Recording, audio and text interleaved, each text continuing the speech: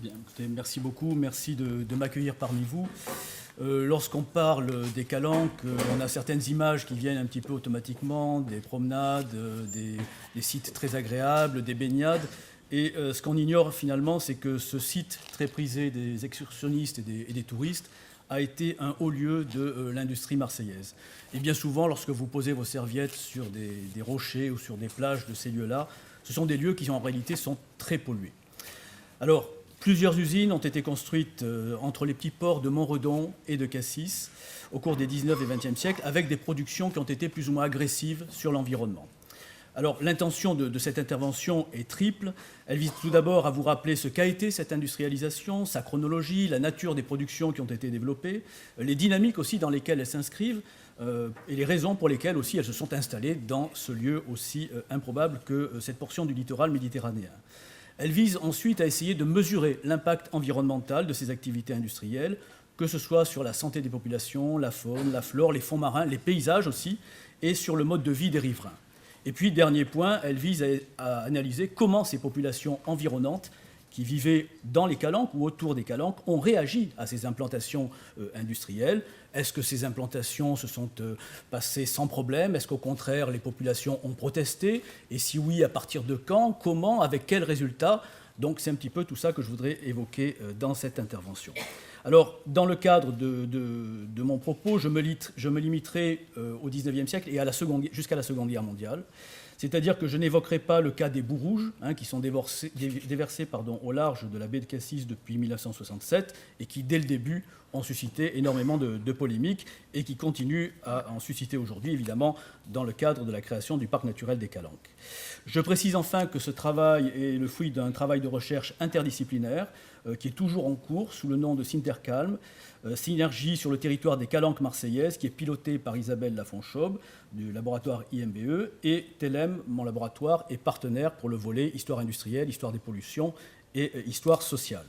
C'est un projet qui a été soutenu par l'Agence nationale de la recherche par l'intermédiaire de la fondation Amidex. Donc, premier point, temporalité et production. Je vais vous présenter les différents sites industriels des Calanques en fonction de leur ordre d'apparition chronologique. Premier site industriel qui apparaît très tôt, 1810, dans la calanque de Samena. C'est une usine de soude qui est construite par un Parisien qui vient s'installer dans la région. C'est une usine de soude et d'acide sulfurique qui va fonctionner jusqu'en 1886.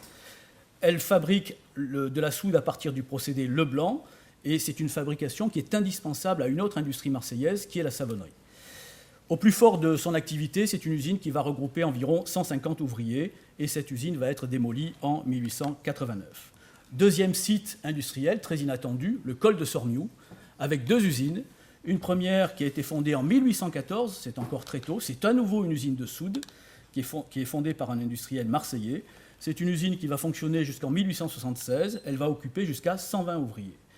Et puis le même entrepreneur, juste à côté de son usine de soude, va créer une usine de pétrole à partir de 1863. Cette usine va fonctionner jusque dans les années 1890 avant d'être transférée à Port-de-Bouc où elle fonctionnera jusque dans les années 30. Troisième site industriel, le petit port des Goudes, avec trois usines cette fois. D'abord une usine d'acide sulfurique qui est créée en 1825, on retrouve la soude et l'acide sulfurique, fondée par des Marseillais. Elle va fonctionner jusqu'en 1858. Une usine de plomb argentifère qui est fondée par un industriel qui s'appelle Figueroa, un industriel espagnol. Il avait déjà une usine au Rouet, mais les protestations des habitants sont telles qu'il transfère la partie la plus polluante de son activité dans le petit port des Goudes. Et puis, troisième usine, une usine de soufre qui a été construite un peu plus tard, qui est ici. Elle a été construite en 1856 et elle va fonctionner jusqu'en 1882. L'ensemble de ces trois usines représente une population ouvrière de l'ordre de 150 à 200 ouvriers. Quatrième site industriel, dans une calanque qui est à côté, c'est la calanque de Callongue.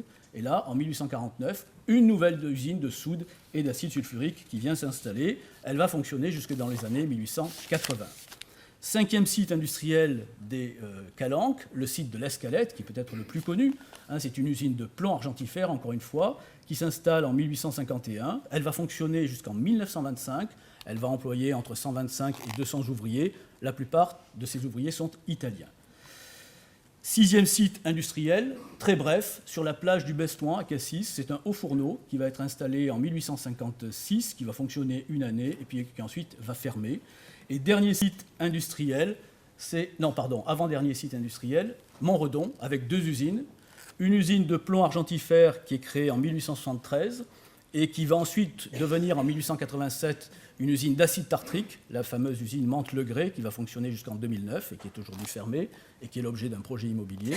Et à côté de cette usine, vous aviez une verrerie qui a été fondée par un industriel belge, Charles-Auguste Verminck, en 1884 et qui va fonctionner jusque dans les années 1934 avec une importante cité ouvrière rassemblant près de 200 ouvriers près de la mer, près du petit port de Montredon. Et enfin, donc cette fois j'y viens, dernier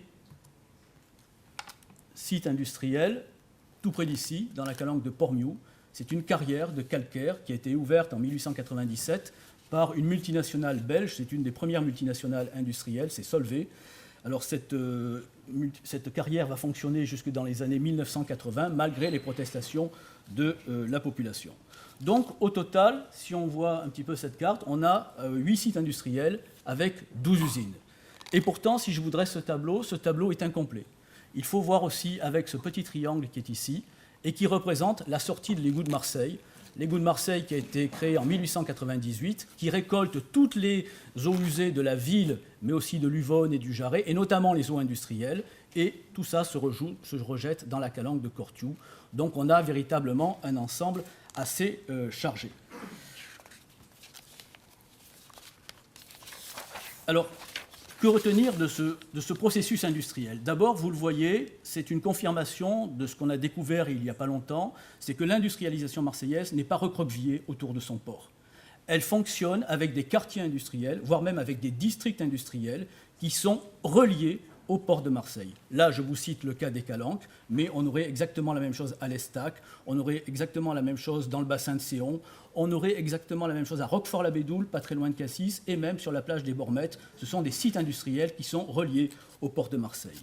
Deuxième constat, vous voyez que c'est une industrialisation qui attire des entrepreneurs et des ouvriers venus de tous les horizons. On a des Marseillais, on a des Parisiens, on a des Belges, on a des Espagnols pour les entrepreneurs et pour les ouvriers, on a surtout des ouvriers italiens. C'est une spécificité qui avait été mise en évidence déjà par les travaux d'Émile Temim. Plus un site industriel est éloigné de la ville et plus le pourcentage d'ouvriers italiens dans les usines est important. Troisième réflexion sur cette industrialisation, eh bien, les Calanques cumulent des productions particulièrement nocives. J'ai essayé de vous représenter dans le temps ce que représentaient ces différentes productions. On a de la soude, on a du soufre, on a de l'acide sulfurique, on a du pétrole, on a du fer, etc. On a quand même aussi 2 dominantes, soude, acide sulfurique, et ensuite production de plomb. On a donc 2 vagues de pollution, une première vague soude, acide sulfurique, et ensuite une vague qui est représentée par le plomb. Alors ce n'est pas un hasard si ces usines s'installent ici. Depuis le décret du 15 octobre 1810, ces 2 établissements, les établissements de soude et les établissements de plomb, ont été classés dans la catégorie des établissements les plus polluants. Et donc, en vertu de ce classement, ils doivent s'installer loin des habitations. Les Calanques sont loin des habitations. Les Calanques sont perçus comme un espace de relégation des industries les plus polluantes de l'activité marseillaise. Alors, ce n'est pas propre aux Calanques. D'autres sites aussi évocateurs que les Calanques ont servi à placer des usines polluantes, les Ambiers, usine de soude, Porquerolles, 2 usines de soude, et Porquerolles, une usine de soude aussi. Donc vous voyez, c'est un mode de fonctionnement. On recherche des espaces isolés, proches de la mer, pour pouvoir placer ces usines polluantes. Pourquoi proches de la mer? Parce que la mer, c'est l'autoroute de l'époque. C'est très facile de transporter les produits par mer, donc on utilise cette faculté-là. Alors, deuxième point que je voudrais évoquer, c'est quel est l'impact environnemental de ces différentes productions. Est-ce que d'abord on peut mesurer exactement cet impact environnemental? On ne le peut pas pour 2 raisons. D'abord parce qu'on ne dispose pas de séries statistiques fiables sur toutes ces usines. On a uniquement quelques années de production, donc on n'est pas capable de reconstituer l'ensemble des productions. Deuxièmement, ces usines utilisent des minerais qui viennent parfois de l'ensemble du bassin méditerranéen, et suivant la mine qui approvisionne l'usine, les teneurs en métaux et donc les teneurs en rejets sont différentes. Donc c'est très difficile d'arriver à mesurer la pollution. Par contre, On peut le faire de façon qualitative en ayant recours à toutes sortes de sources. Première sorte de sources, des sources littéraires. Vous avez là ici, par exemple, Marius Schomelin, qui est écrivain et journaliste, qui est un des premiers excursionnistes dans les Calanques, qui a écrit Promenade artistique en 1854, et voici le témoignage qu'il livre sur l'usine de Sormiou, celle que j'ai évoquée tout à l'heure, l'usine de soude. Je vous laisse découvrir ce qu'il a découvert. Ça se passe de commentaires sur l'ambiance qui pouvait régner dans cette usine. Autre type de sources qu'on a, ce sont des sources judiciaires, lorsque des plaintes sont déposées contre les industriels. On a donc des rapports d'experts, et les rapports d'experts font des enquêtes où ils décrivent ce qui se passe dans les usines. Cette même usine de Daniel, par exemple, de Sormiou, est décrite comme baignant dans une atmosphère d'acide chlorhydrique. L'acide chlorhydrique est tellement importante qu'elle rogne même les tuiles des bâtiments. Donc on a vraiment une pollution très importante. Ces mêmes rapports d'experts nous donnent des chiffres. Ils nous donnent des chiffres sur les quantités rejetées. On sait par exemple qu'une usine de soude rejette environ, en acide chlorhydrique, environ 60% du poids du sel qu'elle utilise. Par exemple, l'usine de Sormiou rejette à peu près 1000 tonnes d'acide chlorhydrique par an. L'usine de Samena, que j'évoquais tout à l'heure, rejette environ, qui était plus importante, 2600 tonnes d'acide chlorhydrique par an. Alors, les mêmes rapports d'experts nous expliquent les ravages que cause cet acide chlorhydrique sur la végétation, sur les cultures, sur les végétaux qui sont broutés par les troupeaux, sur les chênes kermès, sur les pins, etc. Et je vais prendre l'exemple d'une usine que j'ai déjà citée, qui est l'usine du col de Sormiou. L'usine se trouve ici, au sommet du col de Sormiou, et à côté, vous avez un propriétaire qui possède toutes ces terres-là, donc la calanque de Sormiou aussi. C'est un éleveur, il a quelques fours à chaud, et l'usine produit donc son acide, les vapeurs d'acide remontent par-delà le col, et au début, ont complètement pollué cette première zone, ce qui fait que l'éleveur ne peut plus envoyer ses troupeaux, il est obligé de réduire le nombre de têtes de ses chèvres, qui passe de 150 à 90, il fait un procès, il est indemnisé, il reçoit une somme d'argent en compensation de ça, en compensation de la baisse de son revenu agricole, en compensation de la baisse du revenu de la valeur vénale et locative de sa propriété. Alors l'industriel qui a été condamné fait un effort, il va construire ce que vous voyez ici, ce sont des cheminées rampantes qui montent le long de la colline, qui sont partiellement creusées dans le calcaire, pour aller rejeter un peu plus loin les fumées. Donc il fait ça en 1828, ça fonctionne, il pollue beaucoup moins dans l'atmosphère, mais comme il a déplacé les rejets de ces fumées, il va polluer une partie qui n'avait pas été attaquée de cette propriété, et il est à nouveau condamné. Alors, il pollue moins dans l'atmosphère, on estime qu'il rejette 30% d'acide chlorhydrique en moins, mais on s'apercevra qu'après, comme ces cheminées sont construites dans le calcaire, l'acide s'infiltre dans le sol et va polluer les sources qui sont en aval, et il y aura d'autres procès par la suite. Alors, tout ça montre bien que ce décret de 1810, qui a été voté pour éloigner ces usines, n'est pas un décret qui empêche de polluer, mais qui veut mettre la pollution plus loin. Et par ailleurs, ce n'est pas parce qu'on met la pollution plus loin qu'on ne touche pas les activités humaines, je pense aux ouvriers qui vivent dans ces usines, mais aussi à tous les éleveurs qui vivent autour. Alors parfois, dans ces rapports, il y a des plaintes de la part des notables qui pratiquent quelque chose qui est très fort en Provence, qui est le mode de vie bastidaire. On a sa maison en ville, mais on a une bastide à la campagne. Et quand la bastide est à Montredon, près de l'usine de soude ou l'usine de l'Escalette, évidemment, les propriétaires ne sont pas contents. Parce qu'ils ne peuvent plus y habiter. L'odeur est nauséabonde, les tonnelles sont attaquées par l'acide, les tapisseries se décollent, les filets qu'on utilisait pour chasser les oiseaux sont détériorés, et ils vivent ça véritablement comme un déclassement social. Donc ils portent plainte aussi et ils sont indemnisés. Alors, autre type de sources qu'on a, ce sont des sources, à part les sources judiciaires, les sources des entrepreneurs eux-mêmes. Il y a quelques entrepreneurs qui publient des mémoires pour expliquer que oui, leur production est quand même très polluante. Et je vous livre un extrait, par exemple, d'un mémoire qui a été publié en 1812 par un industriel. Il écrit « Les ouvriers eux-mêmes sont incommodés par la présence continuelle de ces vapeurs dans les ateliers. Leurs vêtements, qui en éprouvent sans cesse le contact, tombent en lambeaux. Enfin, leurs poitrines ne peuvent éprouver qu'un mauvais effet de la part de ces gaz délétères. » Donc on savait, vous voyez un petit peu dans quelle ambiance on travaille. Et on a donc des sources médicales qui se sont intéressées à ce problème. Alors c'est intéressant parce que ces sources médicales, et c'est très neuf, sont parfois financées par les habitants eux-mêmes. Les habitants qui sont excédés par les pollutions des usines, qui vont financer une étude médicale chez un médecin. Et puis parfois, on a des médecins eux-mêmes qui se saisissent du problème. Par exemple, on a un médecin qui a fait une étude sur toutes les usines de plomb de Marseille et qui montre que celles qui sont au bord de la mer entraînent des cas de saturnisme beaucoup plus importants que celles qui sont dans l'intérieur des terres, parce que l'air marin facilite l'absorption des particules de plomb. On a aussi des sources notariales qui permettent, par exemple, comme dans ce plan, de l'usine de l'Escalette, de voir ceci. Et qu'est-ce que c'est que cette délimitation de terrain ? Eh bien, c'est tout simplement le crassier de l'usine. Le propriétaire a acheté ce terrain pour déposer ces scories qui sont aujourd'hui le crassier de l'usine de l'Escalette. Et si on prend un autre document, vous voyez ici Montredon, et toutes les usines qui sont installées jusqu'au petit port des Goudes, eh bien, toutes ces usines avaient à proximité des crassiers qui repartaient soit à la mer, soit qui étaient stockés tout autour de leur bâtiment. Alors, l'impact environnemental qu'on vient de voir peut se lire aussi à d'autres niveaux. Il peut se lire, par exemple, dans la destruction. Alors là, vous avez une image de l'usine de l'Escalette, où tout s'écoule dans le petit port. Cet impact environnemental peut se lire dans la pollution des fonds marins. Au bas de ce petit port privé, dans les sédiments, vous avez l'accumulation de tous ces rejets du travail du plomb qui sont là et qui sont toujours là, à proximité. Et puis parfois, l'impact environnemental, ça veut dire tout simplement la destruction physique du site.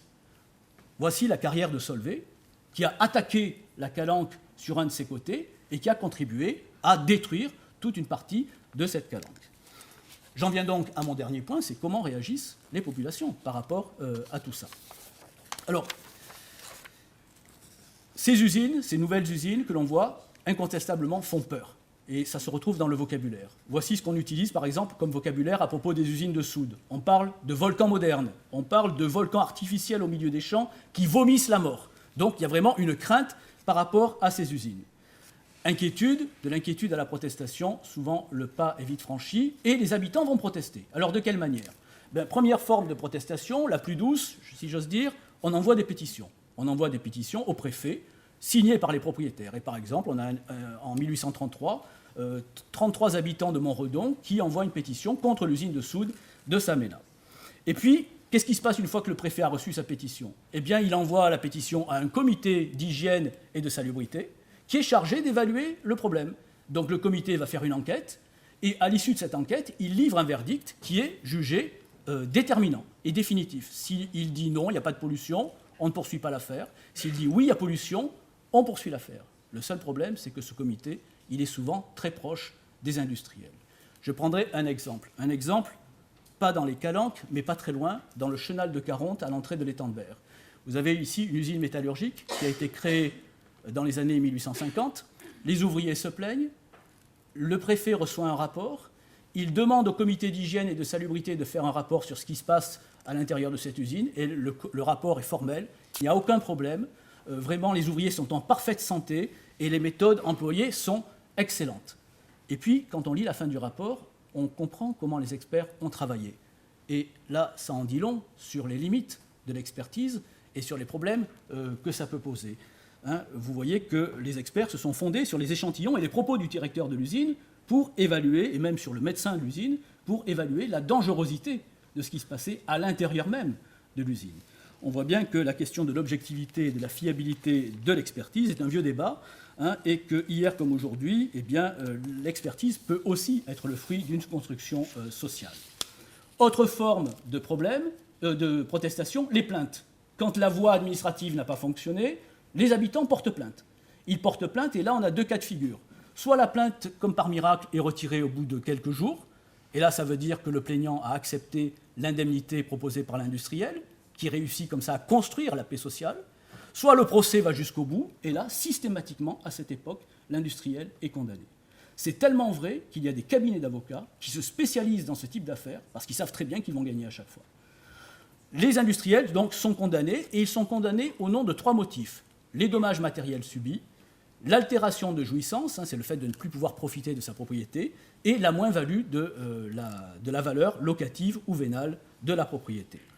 On l'a vu avec l'usine de Sormiou, tout à l'heure je vous ai dit comment il avait été amené à payer pour dédommager cet éleveur. On a aussi l'exemple d'une usine à Samena, l'usine de soude, où là le propriétaire est condamné plusieurs fois, et comme ça n'arrête pas, il finit par devoir payer une rente à un voisin, jusqu'à ce que l'activité de l'entreprise s'arrête.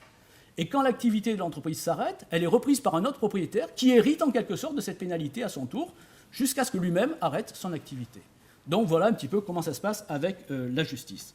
Et puis, quelquefois, ça peut se gâter. Ça peut se gâter, c'est-à-dire que ça peut prendre un tour beaucoup plus animé, beaucoup plus violent. Insultes envers les industriels, manifestations. Par exemple, à Septem, en 1816, on a 200 paysans qui se mettent autour des usines pour menacer de les incendier. Mais l'événement le plus spectaculaire a lieu à Port-Miou. Il a lieu donc non loin d'ici, dans cette calanque qui est occupée par Solvay. Vous avez la propriété de Solvay qui s'étend ici. Vous avez son front de taille qui est représenté là. Et Solvay produit dans cette calanque du calcaire, des blocs calcaires, qu'elle achemine jusqu'à Salins-de-Giraud. Là, elle a une usine de soude qui sert à fabriquer de la soude pour les savonneries. Alors Solvay, c'est un procédé à l'ammoniac, différent du procédé Leblanc. C'est un procédé de deuxième génération qui est en train de s'imposer. Et il s'impose tellement bien auprès des savonneries marseillaises que Solvay décide de doubler sa production. Ils n'arrivent plus à faire face à la demande, donc ils veulent doubler la production. Ils veulent doubler la production en élargissant le front de taille vers le fond de la calanque. Et là, ça ne plaît pas du tout. Ça ne plaît pas du tout à qui? Eh bien, aux membres de la Société nautique de Marseille, qui représente, c'est un haut lieu de la sociabilité, de la notabilité marseillaise, parce qu'ils ont l'habitude de faire venir leurs yachts dans la calanque, et la multiplication des tirs de mines les empêche de naviguer correctement, projettent des pierres sur leurs navires, enfin, ça ne va pas du tout.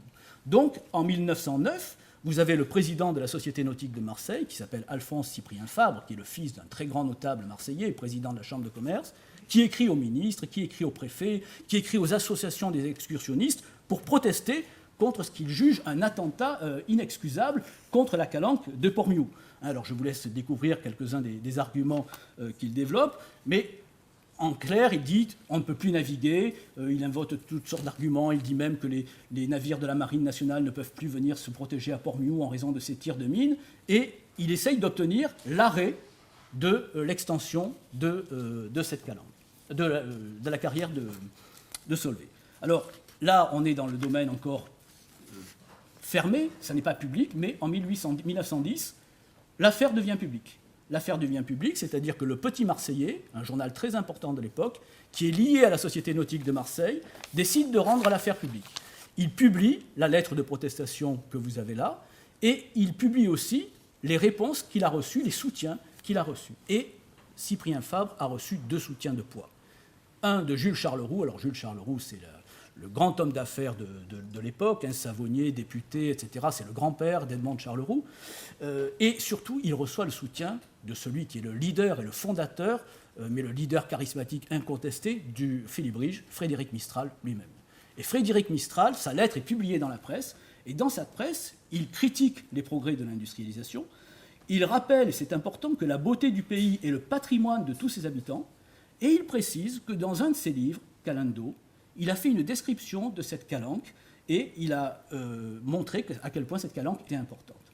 C'est une aubaine pour les défenseurs de la calanque de Port-Miou, parce que désormais, la calanque de Port-Miou devient la calanque de Calendal. Elle a son porte-drapeau et son héros.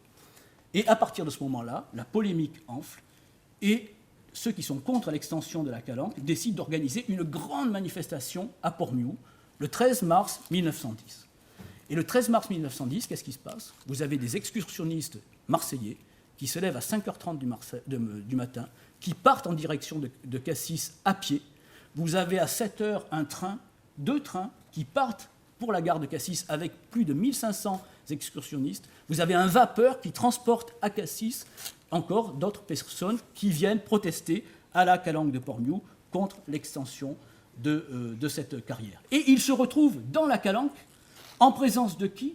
De Valère Bernard, chef du Félibrige en personne, qui vient prononcer un discours à côté de la carrière de Solvay pour protester contre l'extension de cette calanque et pour dire que c'est un attentat contre les beautés naturelles de la Provence, etc.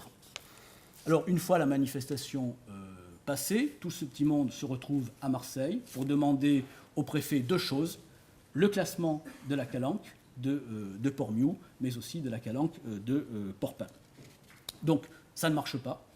Les pétitionnaires ne sont pas écoutés et la carrière de Solvay va pouvoir continuer à fonctionner jusque dans les années 80.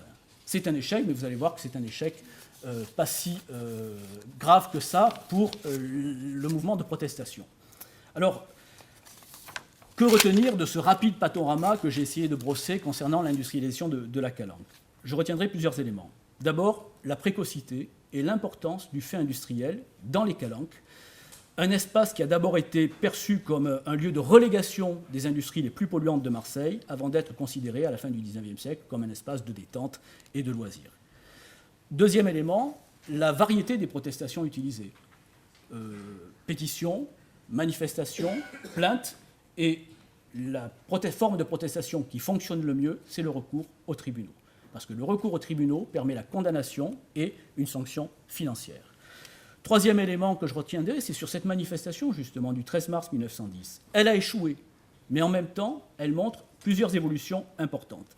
Elle montre d'abord l'évolution de la sensibilité du temps, avec l'expression d'un désir, finalement, de rencontre avec une nature qui est supposée sauvage, et comme s'il s'agissait pour les citadins, finalement, qui la pratiquent, de se régénérer en renouant avec la partie la plus authentique d'eux-mêmes. Elle montre aussi l'engagement du régionalisme dans la défense des paysages provençaux, qui sont considérés comme des monuments naturels. Et cette défense des paysages provençaux s'inscrit bien sûr dans une défense plus large de la culture régionale. Enfin, même si elle a échoué, c'est une manifestation qui va durablement marquer les esprits. Parce qu'elle sera toujours invoquée par les combats suivants qui auront lieu pour défendre les calanques et pour essayer d'obtenir leur classement. Je citerai simplement 2 années. 1922, vous avez de nouvelles protestations qui ont lieu pour faire échouer un projet de carrière dans les calanques. On invoque la manifestation de 1910 et cette fois, on arrive à faire échouer ce projet. Autre exemple, 1923, vous avez 102 associations qui se regroupent pour fonder le comité de défense des calanques et ils vont obtenir en 1936 le classement d'Envaux et de Porpin. Donc, par sa résonance médiatique, si vous voulez, par sa charge symbolique, on peut considérer que cette manifestation du 13 mars 1910 à Port-Miou est la matrice, l'événement fondateur des manifestations et des mobilisations associatives ultérieures en faveur de la protection du littoral provençal et des calanques en particulier. Je vous remercie, j'espère ne pas avoir trop gâché vos projets de vacances dans les calanques.